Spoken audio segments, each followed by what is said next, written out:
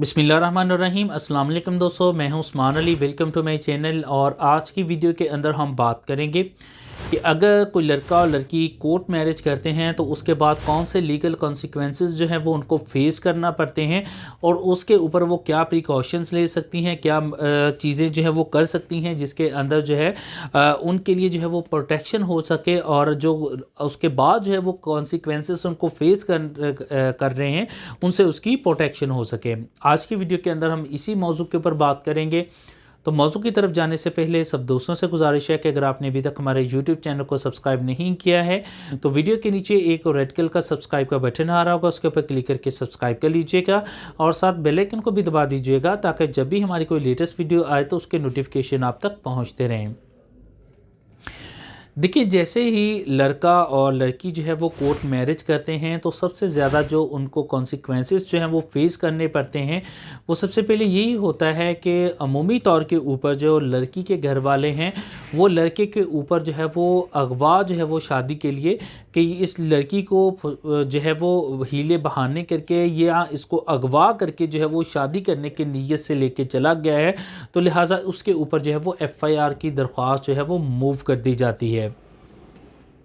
और अगर जो है वो जैसे ही शादी हो जाती है और अगर किसी भी किस्म की कोई प्रिकॉशंस नहीं लिए गए हैं या प्रोटेक्शंस नहीं की गई हैं तो अमूमी तौर के ऊपर जो जनरली हम देखते हैं तो उसके अंदर होता क्या है कि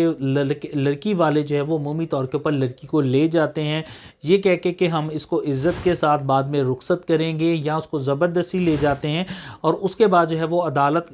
थाने के अंदर जाके लड़के के अगेंस्ट जो है वो स्टेटमेंट रिकॉर्ड करवा दी जाती है कि ये लड़का जो है वो मुझे अगवा करके लेके गया था शादी करने की नीयत से और मेरी ज़बरदस्ती शादी जो है वो इसने की है। तो उसके ऊपर जो है वो जो केस जो है वो लड़के के ऊपर बन जाता है और अल्टीमेटली जो है वो उसको जेल में जो है वो जाना पड़ जाता है। तो इसके लिए जो है वो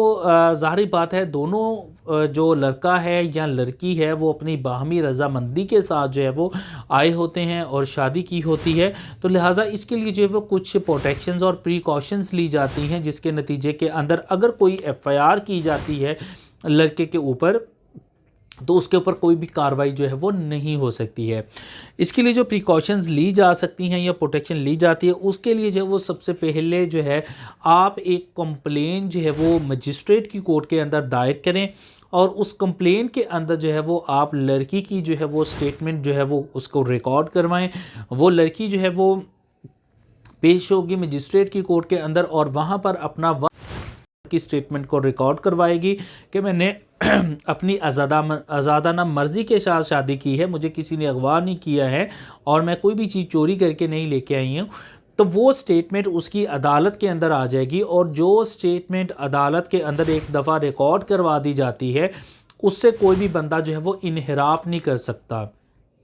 अगर वो इन्हिराफ करता भी है तो उसकी कोई वैल्यू नहीं होती है। तो इसमें जो है वो अगर लड़की कल को जाके अपना स्टेटमेंट रिकॉर्ड चेंज भी कर लेती है, ये बयान भी जाके पुलिस स्टेशन के अंदर दर्ज करवा देती है कि लड़का मुझे ज़बरदस्ती अगवा करके लेके गया था, तो उसके ऊपर जो है वो किसी किस्म की लड़के के ऊपर वो कार्रवाई नहीं हो सकती है क्योंकि उसने बाकायदा तौर के ऊपर अदालत के अंदर जाके अपनी स्टेटमेंट रिकॉर्ड करवाई होती है कि मुझे किसी ने जो है वो अगवा नहीं किया है। उस स्टेटमेंट की कॉपीज़ लेके आप थाने में भी दे सकते हैं। अगर FIR हो चुकी है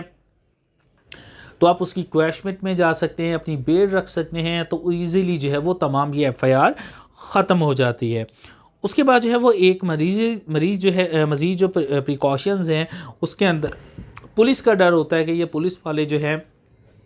ये हमें तंग ना करें, हरासा ना करें, परेशान ना करें। तो उसके लिए जो है वो आप एक हरासमेंट की पिटीशन जो है वो कोर्ट ऑफ सेशन के अंदर दायर कर सकते हैं और सेशन कोर्ट से इसके ऊपर जो है वो डायरेक्शन ले सकते हैं। उसके अंदर भी खातून की स्टेटमेंट जो है वो आ जाती है और उसके बाद जो है वो पुलिस भी जो है वो इसके ऊपर किसी किस्म की जो है वो हरासमेंट नहीं कर सकती है ताकि आप जो है वो सिक्योर रहें और किसी भी किस्म की जो है वो हरासमेंट या आपको ब्लैकमेल नहीं किया जा सकेगा। इसके अलावा जो है